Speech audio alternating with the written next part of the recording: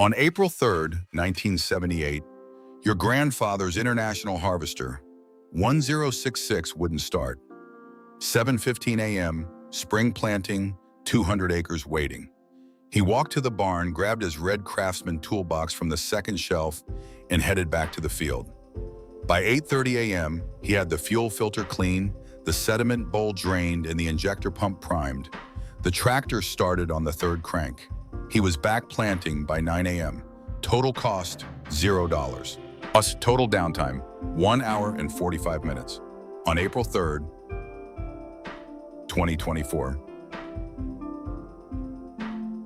Your John Deere 8R wouldn't start. 7:15 a.m., spring planting, 200 acres waiting. You called the dealer. They said they'd send a technician in 3 days. You asked if you could diagnose it yourself. They said no. Their diagnostic software isn't available to customers. It's dealer only. Proprietary. The technician arrived April 6th at 2 p.m., plugged a laptop into your tractor's diagnostic port, ran the software. 45 minutes later, he said the DEF system sensor had failed. The sensor cost $127, but you can't just replace the sensor. The computer needs to be reset and recalibrated with dealer software after installation. 4 hours of labor at $165 per hour, plus the sensor, plus the service call, plus the software access fee. Total cost, $1,284. Total downtime, 3 days, 6 hours, and 45 minutes. And for a sensor, you could have replaced yourself in 20 minutes if the software let you. Your grandfather could fix his own tractor. You can't even figure out what's wrong with yours without dealer software you're not allowed to have. Something changed between 1978 and 2024. Not gradually. 3 specific changes. 3 shifts in how tractors were designed and controlled. And together they took repair capability away from farmers and gave it to corporations who profit from your dependence every single breakdown. Your grandfather's 1066 had 47 parts in the fuel system. Every single one visible, accessible, and fixable with hand tools. The injection pump sat on the left side of the engine block, held by 4 9/16-inch bolts. When it failed, and it did fail, in July 1983, he ordered a rebuild kit from the international dealer for $340. The kit arrived in 2 days. He installed it on his workbench in the barn, following the service manual that came with the tractor. Torque specifications, adjustment procedures, everything he needed. 3 hours later, the pump was back on the tractor and running. He didn't need special training. He'd been working on diesel engines since 1955, when his father taught him on a Farmel M. The knowledge passed down, grandfather to father to son, how fuel systems work, how injection timing affects power, how to read a pressure gauge and diagnose problems by sound and feel. The 1066's electrical system had 17 wires, total. The wiring diagram fit on 1 page of the service manual. When the starter solenoid failed in 1981, he diagnosed it with a test light and a wrench. Replaced it with a universal part from the hardware store for $18. 40 minutes. The hydraulic system used standard ISO fittings. When a hose burst during harvest in 1986, he drove to town, bought a replacement hose, and installed it with wrenches he kept in the toolbox behind the seat. The tractor was back, working in less than an hour. Everything on that tractor was designed to be understood, maintained, and repaired by the farmer who owned it. But not because International Harvester was being generous, because that's what farmers demanded. A tractor that broke and couldn't be fixed quickly was a tractor that didn't sell. Your grandfather kept that 1066 running for 31 years. He rebuilt the engine once in 1995, replaced the clutch twice, fixed the hydraulic pump in 1989. But he did all of it himself or with help from neighbors who understood tractors the same way he did. The tractor worked until he sold it in 2009, still running, to a young farmer who's using it today. 46 years old and still plowing fields. Your John Deere 8R has 47 electronic control modules, not parts. Modules, each one a computer managing a specific system: engine control module, transmission control module, hydraulic control module, cab climate module, GPS guidance module, Implement control module. 47 separate computers, each with proprietary software, each requiring dealer diagnostic tools to access. Now, the fuel system alone has 12 sensors feeding data by out to 3 control modules, making thousands of calculations per second. High-pressure common rail injection running at 29,000 pounds per square inch. Electronic injectors firing multiple times per combustion cycle. DEF injection for emissions control. Fuel rail pressure sensors. Temperature sensors, oxygen sensors, all monitored by computers you can't access. When something goes wrong, you don't hear it or feel it. A sensor fails. The computer detects an anomaly.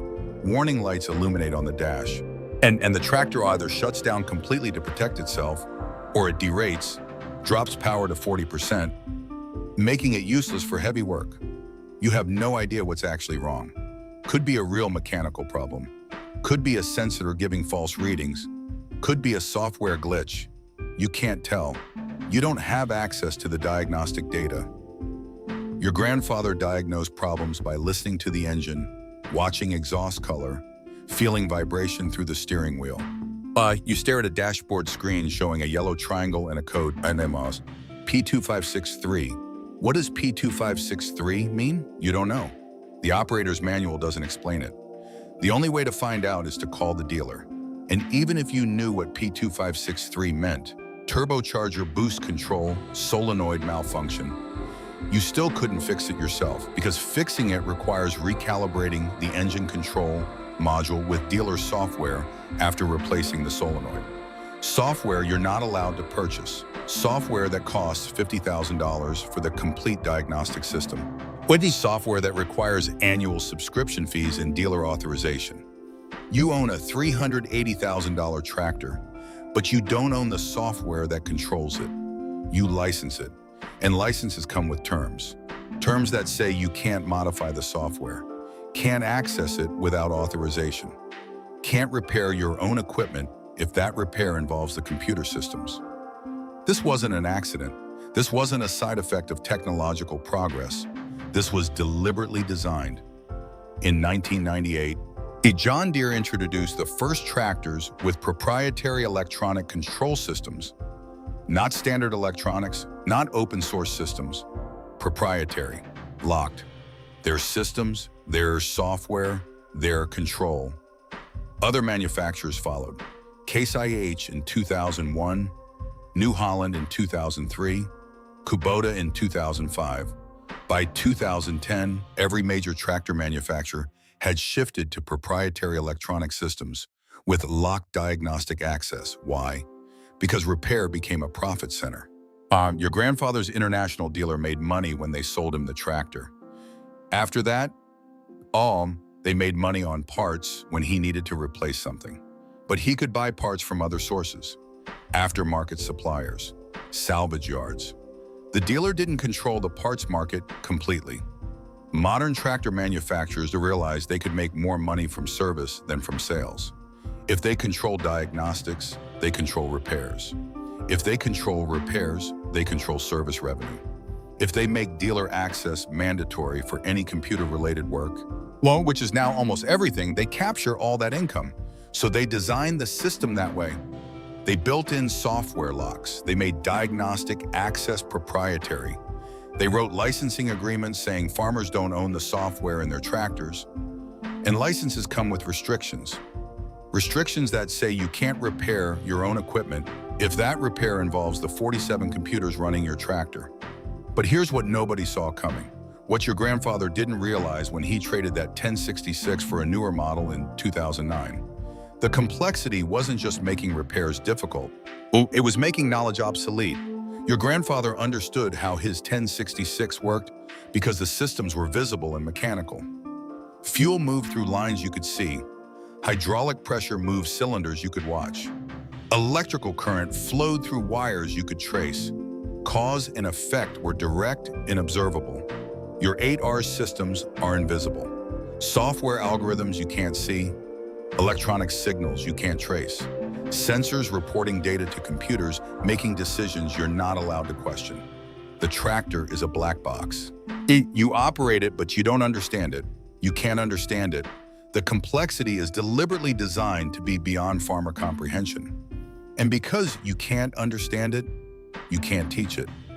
Your son will grow up operating tractors he can't repair, just like you. The knowledge your grandfather had, how engines work, how fuel systems function, how hydraulics operate, that knowledge is becoming irrelevant. Not because it's wrong, because modern tractors are designed so that knowledge doesn't apply anymore. Within 20 years, 3 generations of farmers will have never repaired their own equipment, never diagnosed a fuel system problem, never rebuilt an injection pump, never understood how the machines they depend on actually function. And once that knowledge is gone, it doesn't come back. You can't rebuild expertise that hasn't been practiced in 20 years. The cost isn't just the $1,284 you paid the dealer last week. It's not even just the $8,500 you've spent on dealer service calls in the last 3 years. And it's the permanent transfer of control from farmers who own equipment to corporations who control it. Your grandfather had a breakdown, he grabbed his toolbox. You have a breakdown, you grab your phone. His toolbox cost $200 and lasted 40 years.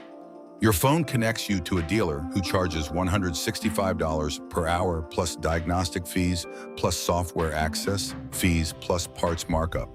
His independence costs $200 once. Your dependence costs thousands every year. And every year the systems get more complex, where the software gets more locked and the dealer dependence gets deeper. Right to repair legislation has been fighting this since 2015. Farmers asking for access to diagnostic software. Some states have passed laws requiring manufacturers to provide it, but the manufacturers fight every law. They lobby against right to repair. They argue that giving farmers access to software would compromise emissions compliance, violate intellectual property, create safety risks. But none of that is true. Farmers aren't trying to delete emission systems. They're trying to diagnose a failed sensor. Well, they're trying to reset a computer after replacing a part. They're trying to do the same repairs their grandfathers did, just with software instead of wrenches. The manufacturers just don't want to give up the service revenue. As long as they control diagnostics, they control repairs. As long as they control repairs, you're dependent, and dependence is profitable. Your grandfather's 1066 is still working, 46 years old, still planting fields for a young farmer in the next county. No computers, no software locks, no dealer dependence, just mechanical systems that can be understood, maintained, and repaired by the person who owns it. Your 8R will be obsolete in 15 years. Not because it wore out, because John Deere will stop supporting the software. The computers will become legacy systems. Parts will be discontinued. The dealer will recommend trading it in for a new model, with newer software, more complex systems, deeper dependence, and you'll trade it in because you have no choice. You can't repair what you can't diagnose. You can't diagnose what you can't access, and you can't access what the manufacturer won't let you have. 2 different tractors. One meant independence, one means dependence. Your grandfather's toolbox is still in the barn. Red Craftsman, second shelf. The wrenches he used on that 1066 are still there. The service manual is still on the workbench. The knowledge of how to use them died when he sold that tractor in 2009. Not because he forgot, because the new tractors don't let him use it anymore. Did your grandfather fix his own tractor? What year and model did he run? How many years did he keep it working? Share your story below. Fellow farmers, if we're going to understand what we lost, we need to remember what it looked like when we still had it.